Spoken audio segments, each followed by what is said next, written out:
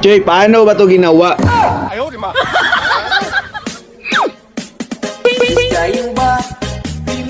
Sobrang dali lang yan, Choy. Let's go! So dito, Choy, gawa tayo ng clip. Oy, dapat may suot kayo na sunglass ha. Tapos magugot-hugot kayo dyan, Choy. Oy, magkunwari lang kayo na may hinugot kayo ba? O, ganyan lang, Choy. So new project na tayo sa CapCut, Choy. Oy, tapos i-select natin tong sample clip natin. Tap add. So i-play natin, Choy, be. Review natin. So ganyan, no? O, ganyan yung clip natin, no? Tapos, ang first move natin, Choy, i-tap ang clip. Tapos i-duplicate natin. Then, hayaan na muna natin siya dyan, Choy. Ha, dito muna tayo, Choy. Focus nyo sa isang clip. Ayan, kapag pahugot na yung kamay niya, Choy, yung pahugot na yun ba, itap ang text, tapos add text tayo. So dito, maglagay tayo ng example, Choy. Ito lang yung nilagay ko, Choy. Follow for more. Kapag okay na, font tayo, Choy. Tapos mamili na lang kayo dyan, Choy, kung anong trip ninyo. Tapos, punta naman tayo sa styles. Itap nyo yung styles, Choy. Mamili na lang kayo ng kulay, Choy, ha. So ang next step, Choy, paliitin nyo yan, Choy, no? Tapos ilagay nyo muna sa may gilid, Choy. Tapos mag-keyframe tayo. And then, i-adjust natin tong text natin, Choy, pabain lang kunti. So dito na tayo sa exciting part, Choy. I-move nyo yung video, Choy. Kapag gumalaw na yung kamay, Choy, isunod nyo din yung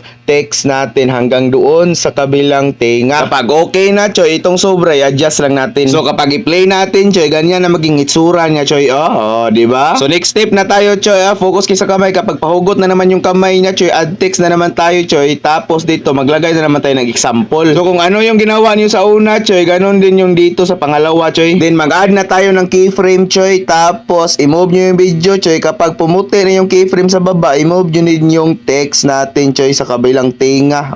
Ganyan, Choy. Ulit-ulitin nyo lang yan. Tapos yung sobra, i-adjust lang natin. So i-play ulit natin, Choy. Review natin, Choy. So ganyan na maging itsura niya, Choy, ha. Dito na tayo sa pangalawang clip, Choy. Yung na-duplicate natin kanina, i-tap nyo yan. Tapos i-overlay natin. Tapos i-drag natin siya. Ipantay natin sa original. Tapos ang next step natin, Choy, i-tap nyo yung nakababa nating overlay, Choy, no? I-tap nyo yan, Choy. Tapos punta tayo sa remove BG and then custom removal tayo, Choy. So dito, Choy, mag-brush tayo, Choy.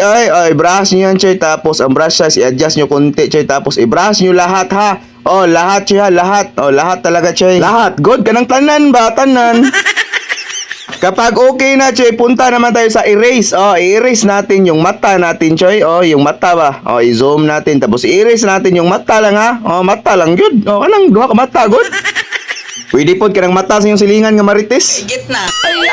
Antay-antay lang kunti, Choy. Tapos itap lang, check kapag okay na. So i-review natin ulit, Choy, be. Sige, mag-review. Okay na yan, Choy, no? Itap lang ang back isang beses, Choy. Tapos punta tayo sa text. Balik tayo sa text. And then itap nyo tong text natin. Sa baba ng tools nyo, hanapin nyo yung layer, Choy. Itap nyo yung layer. Tapos itap nyo tong arrow sa may gilid para mag-swap sila ba. So ayan na, Choy. Okay na yan, Choy. Pwede na yan export. Kaya na bahala magdagdag ng ibang effects, sound effects at mga music. Sa mo reklamo, aneron nga. Dapat kompleto daw ang tutorial.